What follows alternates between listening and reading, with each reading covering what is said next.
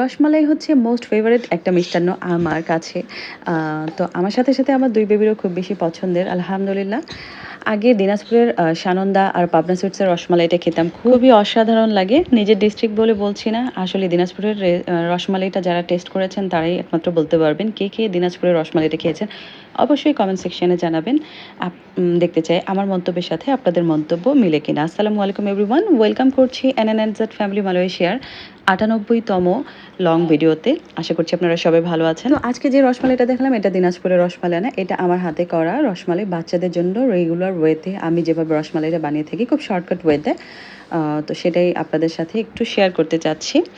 যেটার জন্য লাগবে ১ লিটার দুধ। ১ লিটার দুধের মধ্যে আমি ডিরেক্ট ২ টেবিল চামচের মতো লেবুর রস দিয়ে দিলাম ছানা তৈরি করে নেওয়ার জন্য। আমি কোনো টিউটোরিয়াল দিচ্ছি না। টিউটোরিয়াল দিলে আমার রেসিপিটা হতো এমন, ছানাটা তৈরি করার সময় অবশ্যই দুধটাকে একটু চুলা থেকে নামিয়ে কুসুম গরম থাকা অবস্থায় একটা বাটিতে ২ টেবিল চামচ লেবুর রস নিয়ে ১ টেবিল বা ২ টেবিল চামচ পানি মিশিয়ে তারপরে ছানাটা কাটতাম। কিন্তু আমি খুব শর্টকাট ওয়েতে বাচ্চাদের জন্য যেভাবে করি সেটাই দেখাচ্ছি। তো আমার রেসিপিটাতে আসলে কেউ ভুল ধরবেন না। তো লেবু রসটা দেওয়ার পরে কিছুক্ষণের মধ্যে ছানা কাটতে শুরু করেছে।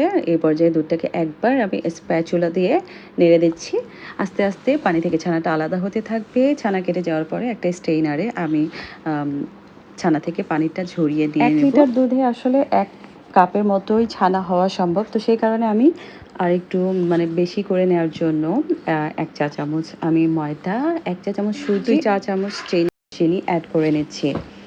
নর্মালি এগুলো দরকার হয় না, শুধু ছানাটা দিয়ে চিনি অ্যাড করেই রসমালাইটা তৈরি করা যায়। কিন্তু ছানাটা যেহেতু অল্প পরিমাণে হয়েছে তাই আমি একটু অ্যাডিশনাল কিছু উপকরণ অ্যাড করে দিচ্ছি। তো সবগুলো উপকরণ আমি ছানাটার সাথে অ্যাড করে দিচ্ছি। তার আগে ছানাটাকে দেখলেন আমি খুব হালকা হাতে একটু মথে নিয়েছি। খুব বেশি মথার প্রয়োজন হয় না। আর একটু চাইলে মিহি করতে পারতাম, কিন্তু এত বেশি সময় আসলে বাচ্চারা দেয় না। বাচ্চারা ওয়েট করে থাকে, যখন রসমালাই খেতে চায় ওয়েট করে থাকে কখন রসমালাইটা তৈরি হবে ওরা খাবে।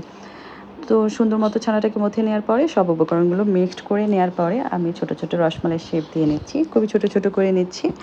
তো ১ কাপ ছানা দিয়ে আসলে এগুলোই হয়েছে। যেহেতু বেবিরা খাবে সে কারণে আমি এখানে চিনি শিরার পরিবর্তে ডিরেক্ট দুধটাকেই আমি প্রেফার করছি। ডিরেক্ট দুধটার মধ্যে আমি মিষ্টির বলগুলো সেদ্ধ করে নেব। তো সে কারণে এখানে আমি আরও ১ কাপ পরিমাণ দুধ গরম করে নিচ্ছি। এর মধ্যে দিয়ে দিচ্ছি ২টা থেকে ৩টা এলাচ, যাতে খুব সুন্দর একটা ফ্লেভার আসে। এখন দুধটা একটু বয়েলড হয়ে আসলেই সেই তৈরি করে রাখা মিষ্টির বলগুলো দিয়ে দিচ্ছি সেদ্ধ করে নেওয়ার জন্য। এরপরে একটা ঢাকনা দিয়ে দিচ্ছি আর মাঝে মাঝে ঢাকনা তুলে তুলে একটু ওই বাষ্পটাকে মিষ্টিগুলোকে একটু দোল খাইয়ে নিতে হবে, যাতে করে চারোদিকে মিষ্টিটা সেদ্ধ হয়ে যায়। এরপর একটা স্প্যাচুলা দিয়ে মিষ্টিগুলো একটু ঘুরিয়ে দিচ্ছি। যেহেতু আমি খুব ছোট ছোট সাইজেরই বানিয়েছি, খুব বেশি বড় হবে না আসলে। তো দেখতে পাচ্ছেন আমি বারবার ঢাকনাটা তুলে তুলে একটু বাষ্পগুলো বের করে দিচ্ছি, নয়তো আবার মিষ্টিটা ভেঙে যেতে পারে।